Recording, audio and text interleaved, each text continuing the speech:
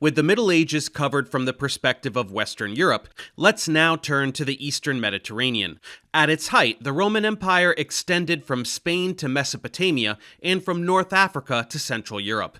After a 50-year period during the 3rd century CE, when a series of short-lived emperors tried to gain control of all its provinces, the empire was reorganized into its eastern and western halves. This division made a lot of sense. Western provinces, like Spain, Gaul, and Belgium, were occupied by a combination of Roman settlements and native tribes which were gradually adopting Roman culture and the Latin language. Meanwhile, the eastern ones, which mainly spoke Greek, had begun centuries before as parts of the 3 Hellenistic kingdoms founded by the successors of Alexander the Great in the Middle East, Asia Minor, and Mesopotamia. This made them much more culturally and socially integrated than the empire's western territories and a fully independent Eastern Empire. This empire continued to call itself Rome, but was later described as Byzantine, after the original name of its capital, Constantinople, and it began to emerge starting in the late 3rd century CE, when 2 united but separate Roman administrations emerged in the east and the west. These were ruled by 2 primary and 2 secondary emperors from capitals in Turkey, Serbia, northern Italy, and Germany, which were chosen because they were close to the wars that were raging at the empire's borders. But early in the 4th century, Constantine, who had seized control of both halves of the empire, founded a new capital in the ancient Greek city of Byzantion, which was on the shore of the Bosporus, the waterway that separated European Greece from what is now Turkey. This city, which was called New Rome, was home to an imperial government which was more like a royal court than it had been in the past. Diocletian, who created a new administration after the chaos that had plagued the Roman state for much of the 3rd century, began to transform the role of emperor into an autocratic ruler who was superior to all his subjects, lived in grandeur and luxury, and could only be approached with reverence and awe. Then Constantine established, at the beginning of the 4th century, the principle that his successors would be members of his immediate family, rather than men chosen for their abilities or influence. Those successors went on to rule the empire for about 60 years.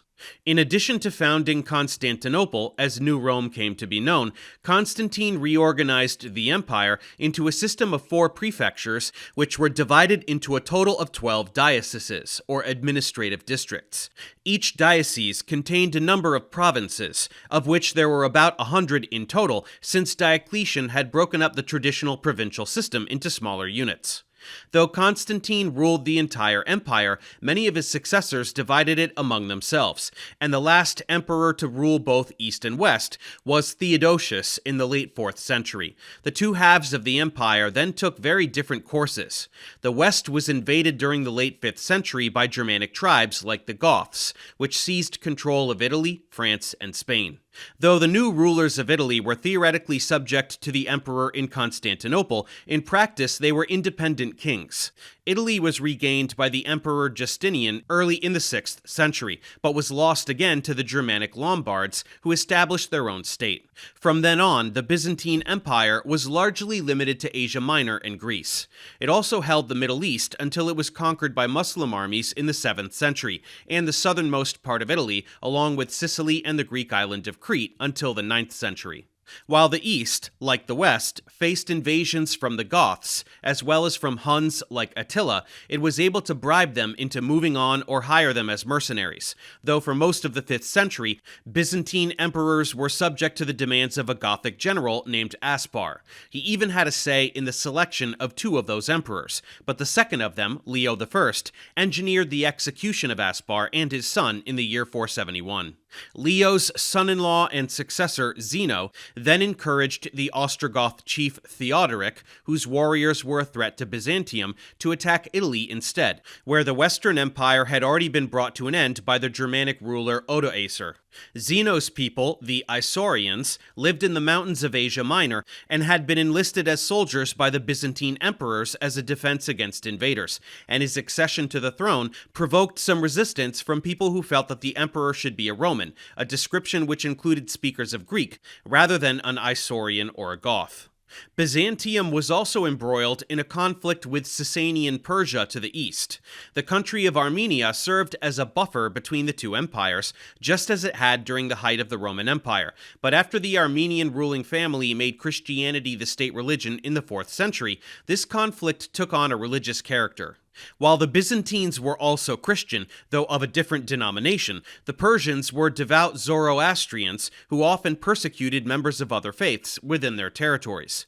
These issues were set aside to a degree, as both empires were threatened by invasions of the Huns and other nomadic tribes. In 384, the Emperor Theodosius signed a treaty with the Sasanian Shapur III, which divided Armenia between the two, and this state of affairs continued until war broke out between them early in the 6th century, and intensified in the 530s, when the Emperor Justinian raised the Persians' hopes of a victory by sending many of his troops to the west as part of his reconquest of North Africa and the Italian peninsula. Territories like Syria that bordered on the two empires continued to change hands between them, and early in the 7th century, the Persians managed to reconquer the Middle East for a time. But all of Persia fell to Muslim armies beginning in the year 633. Apart from his territorial ambitions, Justinian was a reformer who appointed effective military and administrative officials to carry out his policies. But these policies provoked a popular uprising in the year 532 called the Nika riots, from the Greek word for win, because it was organized by the fans of the two main horse racing teams, the Blues and the Greens. Though these fans often fought one another in the streets, they sometimes cooperated in popular uprisings against the imperial authorities. The rioters of 532 wanted Justinian to replace several of his advisors, though he was able to defeat them and had many of them executed. He also instituted building projects to replace the parts of the city damaged in the mayhem, including the Hagia Sophia, which became one of the most famous cathedrals in Europe. Justinian is most famous today for the law code he commissioned, known as the Digest, which organized the opinions of centuries of Roman legal scholars into a set of 50 books arranged into topics like damages, personal status, and contracts. Each topic begins with an explanation of the relevant legal concepts, and the code is accompanied by a textbook that lays out the principles of Roman law. The Digest later became the foundation of and the inspiration for the European law codes that were first composed in the early modern period. The military and civil activities of Justinian's time were hampered by two natural disasters.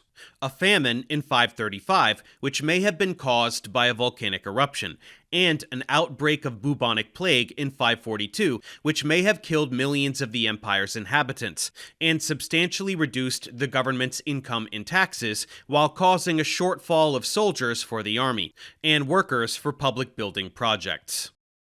The last emperor of Justinian's dynasty, Maurice, was killed in 602 during a military revolt led by the Greens. His soldiers had been in constant service against both the Persians and the Slavs, who had been invading the Balkans from across the Danube River, but were being paid less than they were supposed to receive because the government was suffering from a lack of funds. Maurice's replacement, an officer named Phocas, replaced the empire's senior officials with his own associates, and gained a reputation for cruel and harsh rule. He was replaced after 6 years by a new dynasty led by Heraclius, the governor of one of the empire's provinces, whose son, also named Heraclius, became the new emperor. This dynasty, which ruled until the early 8th century, was preoccupied first with the Sasanians and then with a war against the early Muslim state, or caliphate. These enemies, both of whom besieged Constantinople itself on different occasions, helped to shape the empire into a more militarized society. It also became a less urbanized one, as cities shrank and the education and culture they had promoted began to disappear. The last of the Heraclian dynasty, the Emperor Justinian II, was widely disliked because he raised taxes and tended to punish his subjects with harsh forms of torture. He was removed at the end of the 7th century by a popular coup, which replaced him with a series of military commanders. He was able to regain power for a few years, but set about taking revenge on his opponents and was ultimately murdered. His death was followed by a period during which 3 emperors were placed on the throne by their supporters, only to be overthrown for a more popular choice after about 2 years. This period of upheaval ended in 717 when Leo III, a general known as the Isaurian, took power and was able to turn back an Arab attack on Constantinople. He founded a dynasty that lasted for nearly 100 years, and later in the 8th century, his successor Constantine V fought a series of successful battles against the Bulgars, who had migrated into the empire from southern Europe late in the previous century, and then established a state of their own that bordered on Byzantium to the north. During the first half of the 9th century, these victories were reversed and one emperor was killed in battle with the Bulgars, while Constantinople continued to fight over territory with the forces of the Abbasid Caliphate, which was based in Iraq. At the same time, a political conflict developed between the empire and the European kingdom of Charlemagne, who was claiming for himself, with the support of the Pope, the title of Roman Emperor, which had belonged to the ruler of the East since the fall of Italy in the late 5th century. Let's move forward and look at how the early Byzantine Empire was organized and learn about its economic and religious life. Thanks for watching. Subscribe to my channel for more tutorials. Support me on Patreon so I can keep making content. And as always, feel free to email me, ProfessorDaveExplains@gmail.com.